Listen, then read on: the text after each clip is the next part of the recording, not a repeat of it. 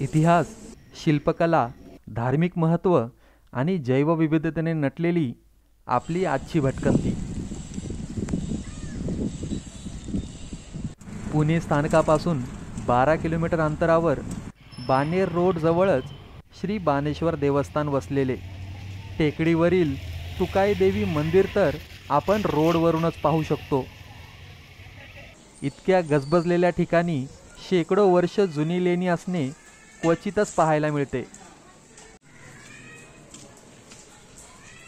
काही पायऱ्या चालून थेट लेणी परिसरात प्रवेश होतो. कातळ फोडून तयार केलेला मार्ग आपले स्वागत करतो.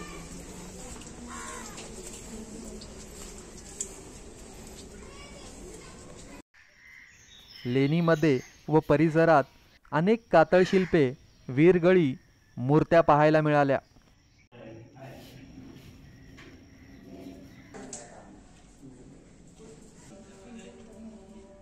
तसेच एक जलकुंड देखील. लेणी गाभाऱ्यात शिवलिंग आहे. ओम नमः पार्वतीपते हर हर महादेव. ओम नमः पार्वतीपते हर हर महादेव. बाजूनेच पायऱ्यांचा मार्ग टेकडीवर वसलेल्या तुकाई देवी मंदिराकडे जातो. मी कुटुंबासोबत 2023च्या पावसाळ्यात आलो होतो. बाणेश्वर लेणीसोबतच तुकाई देवीचा आशीर्वाद घेतला होता.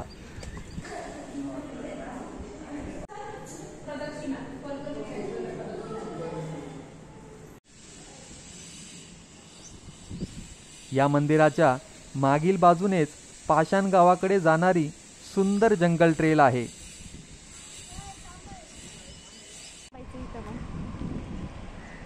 त्यावेळी गेलो नाही आणि पाऊस देखील होताच.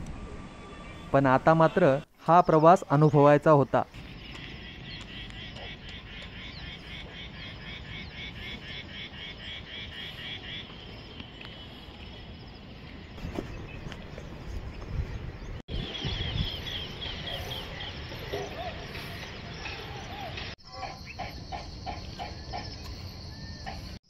बरे, ह्या प्रवासात आम्हीच नाही तर आजूबाजूच्या भागातील शेकडो लोक येथे रोज येतात.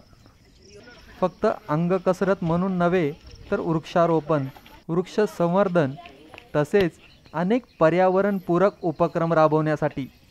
त्याची प्रचिती आपल्याला जागोजागी येतेच.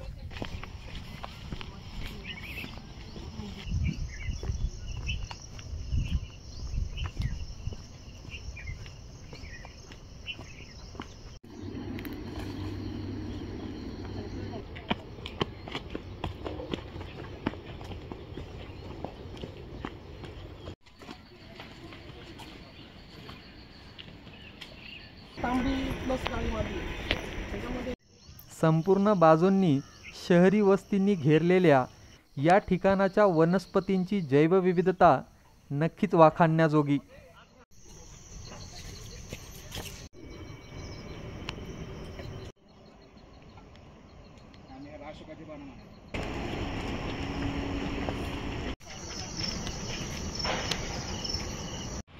अर्ध्या पाऊण तासाचा हा ट्रेल पाषाण सूस ब्रिजपाशी संपतो आणि मग परतीचा प्रवास.